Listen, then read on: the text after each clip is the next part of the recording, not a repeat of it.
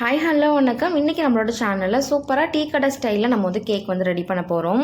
நல்ல ஒரு கேக்குக்கு பார்த்திங்க அப்படின்னா மெஷர்மெண்ட் கரெக்டாக இருந்ததுன்னா அந்த கேக் பர்ஃபெக்டாக வரும். ஸோ நான் கொடுக்குற மெஷர்மெண்ட்லேயே நீங்கள் ரெடி பண்ணிங்க அப்படின்னா உங்களுக்கு சூப்பர் ஸ்பான்ச்சியாக அண்ட் டேஸ்டியாக இந்த டீ கடை கேக் நீங்களுமே ப்ரிப்பேர் பண்ணிடலாம். இன்க்ரீடியன்ட் பார்த்திங்க அப்படின்னா ரொம்ப கம்மியான இன்க்ரீடியன்ட் வச்சு வீட்டிலே ரெடி பண்ணிடலாம். இதுக்கு ஒரு மிக்சர் ஜார் எடுத்துக்கோங்க. இதில் 3 முட்டை நம்ம சேர்த்துக்கலாம். இந்த 3 முட்டை கூடையே டீ குடிக்கிற கிளாஸ் மெஷர்மெண்ட்டாக நீங்கள் எடுத்துக்கோங்க. அந்த கிளாஸில் அரை கிளாஸ் அளவுக்கு ரீஃபைண்ட் ஆயில், அதாவது வாசனை இல்லாத எண்ணெய் சேர்த்துக்கலாம். 3 முட்டை அரை கிளாஸ் அளவுக்கு எண்ணெய் சேர்த்துருக்கோம். ஸோ 1 கிளாஸ் அளவுக்கு சுகரை நல்லா பவுடர் பண்ணி சேர்த்துட்டு ஒரு 2-3 டைம் கிரைண்ட் பண்ணி எடுத்துக்கலாம். ஸோ இப்போ முட்டை, எண்ணெய், சுகர் 3யுமே கிரைண்ட் பண்ணி எடுத்துக்கிட்டோம். இப்போ அது கூடயே அரை கப் அளவுக்கு, நான் கப்பில் காட்டுறேன், நீங்கள் அந்த கிளாஸ்லேயே அரை கிளாஸ் எண்ணெய் எவ்வளோ சேர்க்குறீங்களோ அந்த அளவுக்கு தயிர் எடுத்துக்கோங்க. ரொம்ப புளிக்காத தயிராக, ஃப்ரெஷ் தயிராக எடுத்துக்கிட்டிங்கன்னா கேக்கோட ஃப்ளேவர் ரொம்ப நல்லாயிருக்கும். இப்போ தயிர், சர்க்கரை, எண்ணெய் இது கூட முட்டையும் சேர்த்து நல்லா அரைச்சிட்டு ஒரு பவுலில் ட்ரான்ஸ்ஃபர் பண்ணிடலாம். இப்போ இது கூடயே நம்ம மெஷர்மெண்ட்டுக்கு ஒரு கிளாஸ் எடுத்துருக்கோம் இல்லையா, அந்த கிளாஸில் 1.5 கிளாஸ் அளவுக்கு மைதா மாவு சேர்த்துக்கோங்க. மைதா மாவு பிடிக்கல அப்படின்னா நீங்கள் தாராளமாக கோதுமை மாவு இல்லை ரவையை பொடிச்சு கூட நீங்கள் இது கூட ஆட் பண்ணிக்கலாம். 1 ஸ்பூன் அளவுக்கு பேக்கிங் பவுடர் சேர்த்துக்கோங்க. அரை டீஸ்பூன் அளவுக்கு பேக்கிங் சோடா, ஒரு 1/4 டீஸ்பூன் அளவுக்கு உப்பு சேர்த்துக்கலாம். ஃப்ளேவர் நல்லா என்ஹான்ஸ் பண்ணி காட்டும்.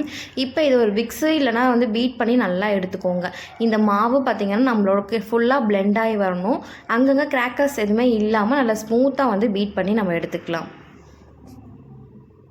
இப்போ நான் முட்டை சேர்த்துருக்கேன், அதோட ஃப்ளேவர் கொஞ்சம் ஹெவியாக இருக்குன்றதுனால வெனிலா எசன்ஸ் போட்டு நான் 1 ஸ்பூன் ஆட் பண்ணிக்கிறேன். வெனிலா எசன்ஸ் இல்லை அப்படின்னா pineapple essence, rose essence, mango essence எது வேணாலுமே நீங்கள் சேர்த்துக்கலாம். என்கிட்ட எந்த விதமான எசன்ஸ்லாம் இல்லைன்ற பட்சத்தில் 3 ஏலக்காவை பொடிச்சு சேர்த்துக்கோங்க. இப்போ நான் ஒரு டிஃபன் பாக்ஸ் எடுத்திருக்கேன். அதில் ஃபுல்லாக ஆயில் ஸ்ப்ரெட் பண்ணிவிட்டு எடுத்து வச்சிருக்கக்கூடிய பேட்டர் அதில் உள்ள சேர்த்துடலாம். இந்த பேட்டரோட அளவு பார்த்திங்கன்னா டிஃபன் பாக்ஸில் பாதி தான் இருக்கும். அப்போ தான் கேக் ரைஸ் ஆகி வரதுக்கு நமக்கு ஸ்பேஸ் கிடைக்கும்.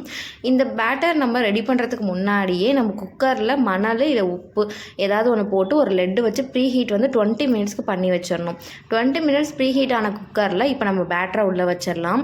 இப்போ லெட்டு, கேஸ்கெட் ரெண்டையுமே அதாவது விசிலு, அதுக்குள்ளே இருக்கிற கேஸ் இருக்குல்ல, அந்த ரெண்டையுமே எடுத்ததுக்கப்புறம் 45 மினிட்ஸ்க்கு எந்த ஒரு டிஸ்டர்பும் பண்ணாதீங்க. 40 மினிட்ஸ்க்கு அப்புறம் நீங்கள் ஒரு ஸ்டிக் வச்சு நீங்கள் அதை குத்தி பார்த்தீங்கன்னா அந்த ஸ்டிக்கில் எதுவுமே ஒட்டாமல் இருந்துச்சுன்னா கேக் ரொம்ப நல்லா வெந்திருக்குன்னு அர்த்தம்.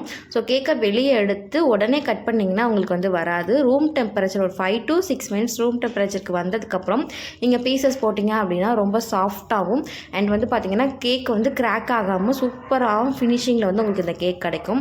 கண்டிப்பாக நான் சொன்ன மெஷர்மெண்ட்டில் இந்த வெனிலா டீ கடை கேக் ட்ரை பண்ணி பார்த்துங்க. அண்ட் டேஸ்ட்டும் ஃப்ளேவரும் எப்படி இருக்குது அப்படின்றதையும் என் கூட ஷேர் பண்ணிக்கோங்க. வேறு ஏதாவது ரெசிபி வேணும்னாலும் நீங்கள் கமெண்ட் செக்ஷனில் எனக்கு சொன்னீங்கன்னா அதுக்கான வீடியோவே நான் கூட ஷேர் பண்ணிப்பேன். நாங்கள் ஃபேமிலியாக உட்காந்து இந்த கேக்கை ரொம்ப என்ஜாய் பண்ணி சாப்பிட்டோம். அந்தளவுக்கு டேஸ்ட் ரொம்ப நல்லா இருந்துச்சு. இதில் நீங்கள் க்ரீமோ இல்லைனா இந்த சிரப் அந்த மாதிரி ஏதாவது வச்சு கூட நீங்கள் சாப்பிட்டுக்கலாம். தேங்க்யூ ஃபார் வாட்சிங். Bye bye.